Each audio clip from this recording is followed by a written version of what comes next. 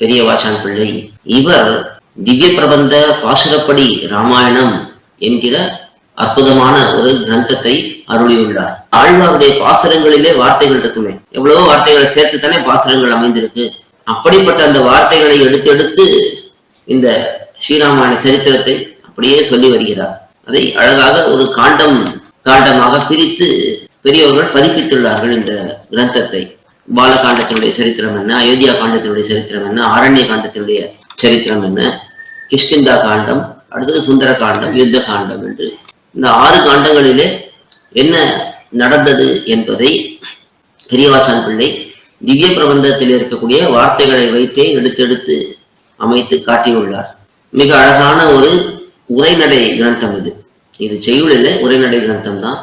ஒவ்வொரு இடத்திலேயும் ஆழமான கருத்துக்களை கொண்ட நடையிலே இந்த கிரந்தம் அமைந்திருக்கிறது.